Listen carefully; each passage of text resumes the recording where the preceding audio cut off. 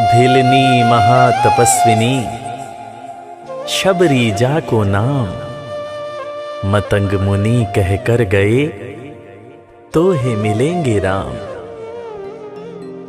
सोने की चिड़िया मां भारती और सत्य सनातन धर्म के सबसे आदर्श पुरुष मर्यादा पुरुषोत्तम भगवान राम, जो वर्षों की तपस्या के बाद ऋषि मुनियों को भी नहीं मिलते, मगर एक भीलनी शबरी के घर स्वयं चल के आके न सिर्फ दर्शन देते हैं बल्कि उस भीलनी के जूठे बेर भी खाते हैं।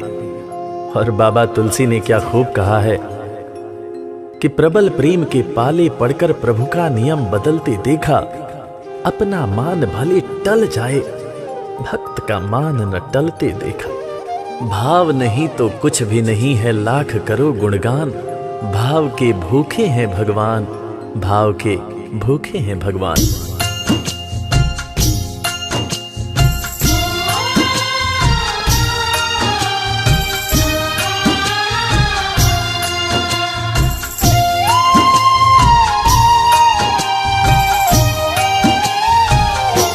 भाव के भूखे हैं भगवान, भाव के भूखे हैं भगवान, भाव के भूखे हैं भगवान, भाव के भूखे हैं भगवान। भाव नहीं तो कुछ भी नहीं है, भाव नहीं तो कुछ भी नहीं है, लाख करो गुणगान। भाव के भूखे हैं भगवान, भाव के भूखे हैं भगवान। भाव के भूखे हैं भगवान, भाव के भूखे हैं भगवान।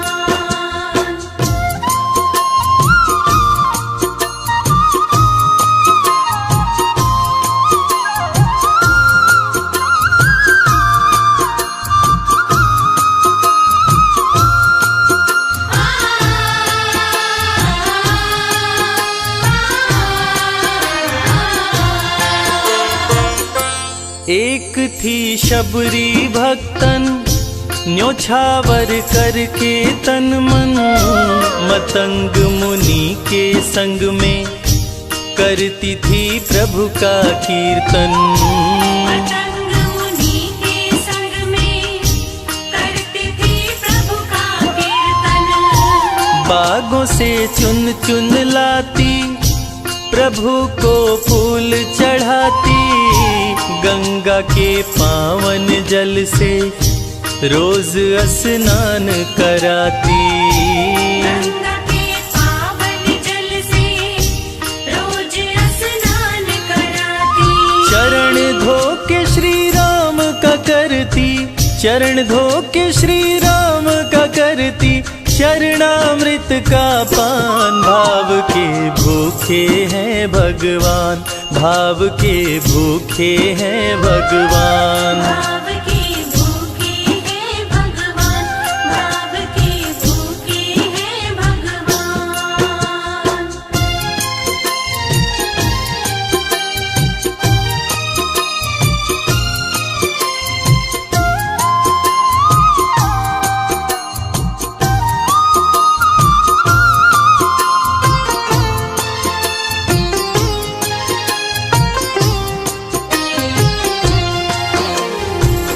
धैर्य एक ऐसा प्रसाद है जो इंसान को महान बना देता है।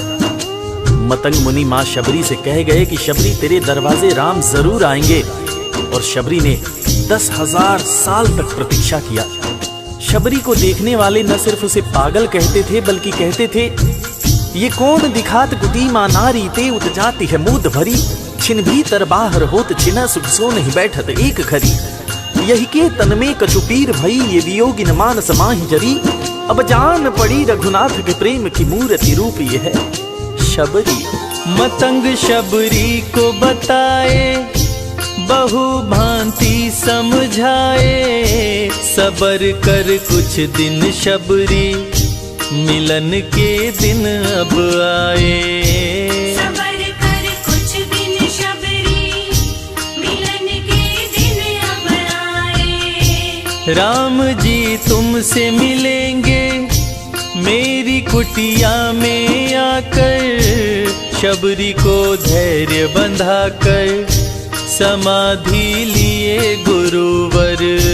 शबरी को धैर्य बंधाकर समाधि लिए गुरुवर। राम नाम में लीन हो गई, राम नाम में लीन हो गई, गुरु से पाकर ज्ञान। भाव के भूखे हैं भगवान, भाव के भूखे हैं भगवान। भाव के भूखे हैं भगवान, भाव के भूखे हैं भगवान।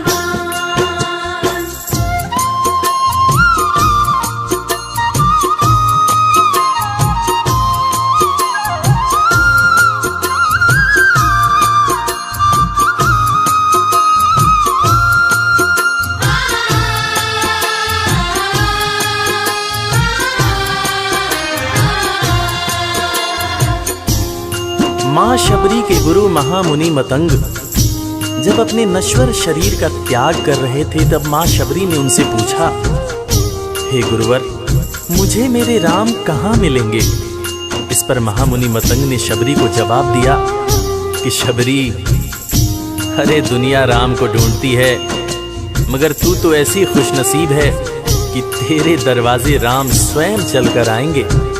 माँ शबरी को अपने गुरु की बातों पर अटूट विश्वास हो गया।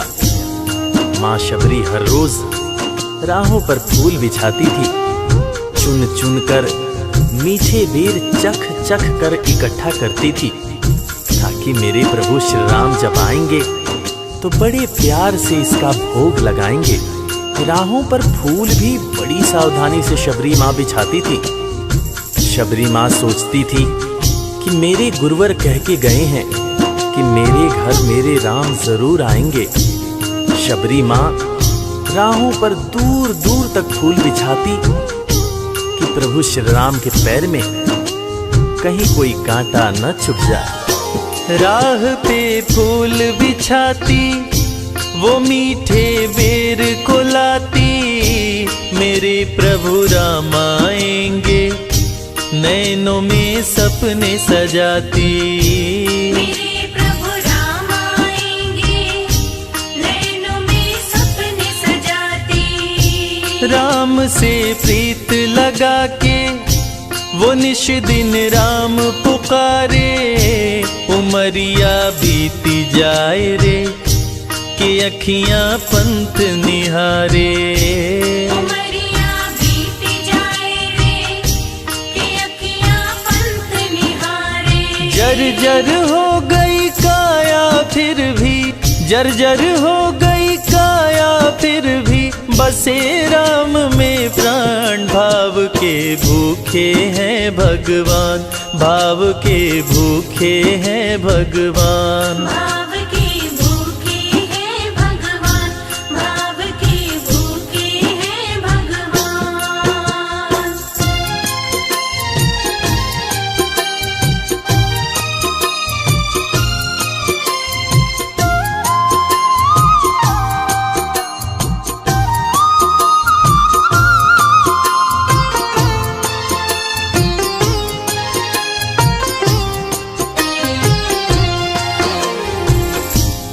समय समय के साथ बीतता गया। माँ शबरी अब बूढ़ी हो गई। माँ शबरी की उम्र जैसे जैसे बढ़ती गई, प्रभु श्री राम के प्रति उसका प्यार और भी ज्यादा गहरा होता गया। माँ शबरी जो इस जन्म में तो भीलनी हुई थी, मगर अपने पूर्व जन्म में वो एक बहुत बड़े राजा की रानी थी। प्रयागराज, जहां पर कुंभ का मेला लगता है, एक बार वो अपने राजा के साथ उसी कुंभ के मेले को देखने पहुंची। अपने पूर्व जन्म में भी मां शबरी को प्रभु श्री राम से उतना ही ज्यादा प्यार था।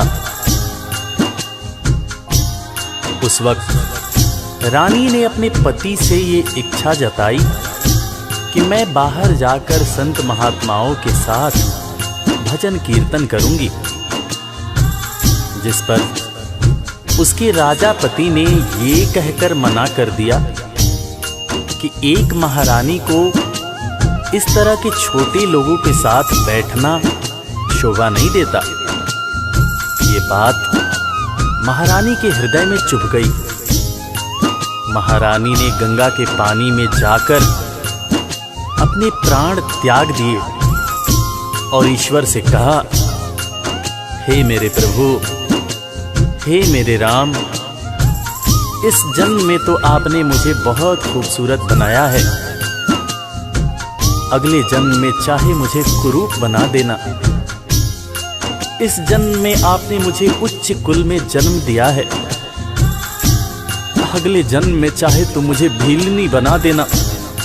मगर हे प्रभु, मेरा अगला जन्म जब भी हो, मुझे ये सौभाग्य जरूर देना कि मैं तुम्हारे नाम को जपूं, मैं तुम्हारा नाम लूं, मुझ पर कोई बंधन ना हो।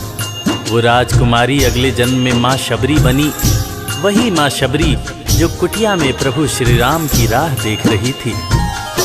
वो सुंदर आसन लगा के स्वच्छ कुटिया को सजा के राह आंचल से बुहारे प्रभु का ध्यान लगा के। राह आंचल से बुहारे प्रभु का ध्यान लगा के। और ना अब तड़पाओ राम मेरे, आ भी जाओ, दरस बिन शबरी व्याकुल, राम मेरे दरस दिखाओ। दर्श बिन शबरी व्याकुल, राम मेरे दर्श दिखाओ। दरस की आस लगी मेरे प्रभु जी, दरस की आस लगी मेरे प्रभु जी, पूर्ण करो अरमान। भाव के भूखे हैं भगवान, भाव के भूखे हैं भगवान। भाव के भूखे हैं भगवान, भाव के भूखे हैं भगवान।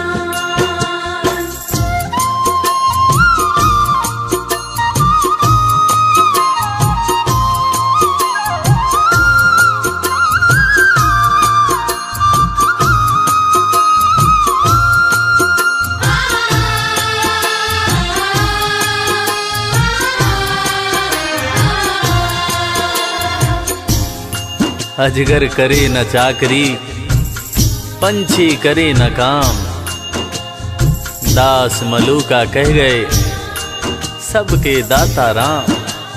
और हम सबके परम पूज्य बाबा तुलसीदास ने रामचरितमानस में भी कहा है, राम से बड़ा राम का नाम। और यही काम माता शबरी दिन रात कर रही थी। बस वो एक ही बात बार बार बोले जा रही थी कि मेरे राम आएंगे, मेरे राम आएंगे।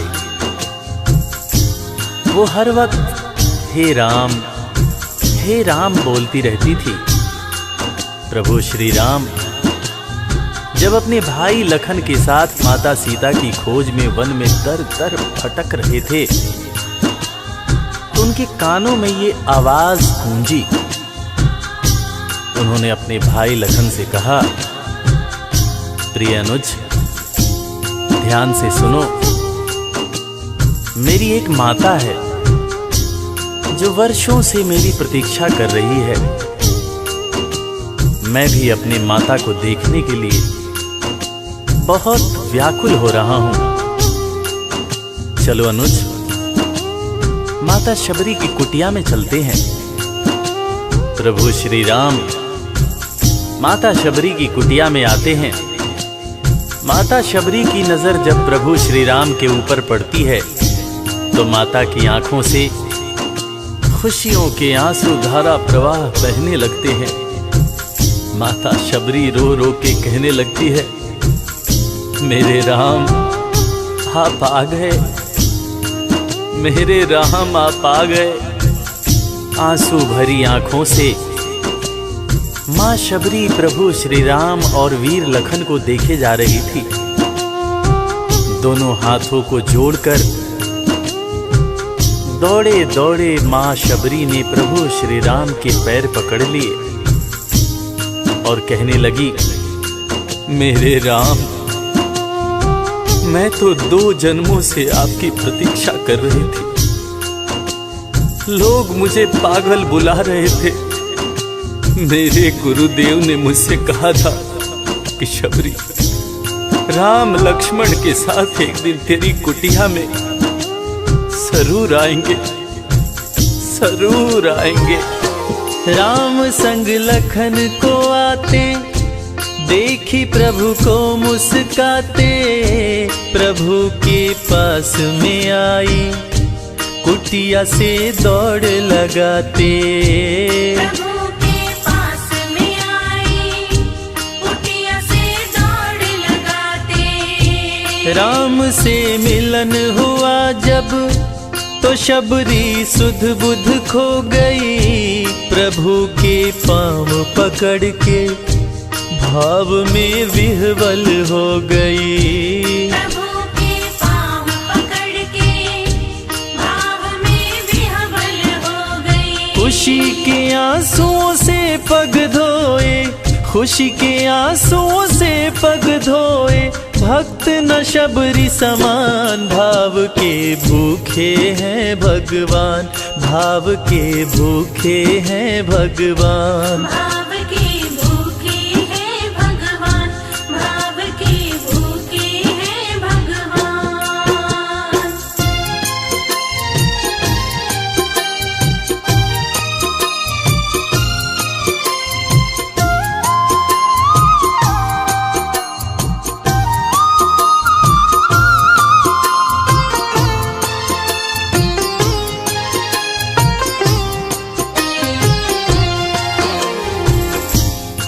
मित्रों, मैं रविराज आप सबको आज एक बात बताना चाहूंगा। वो बात जो मुझे मेरे गुरुदेव फरीद हसन खान साहब ने बताई है, और वो बात ये है कि ईश्वर को हमारी जरूरत नहीं है, हमें ईश्वर की जरूरत है। ईश्वर हमारे बिना भी पूर्ण है, मगर हम ईश्वर के बिना हमेशा ही अपूर्ण हैं। हम पैदा तो इंसान के रूप में होते हैं, मगर अंत में हमें उसी परमात्मा के पास जाना होता है।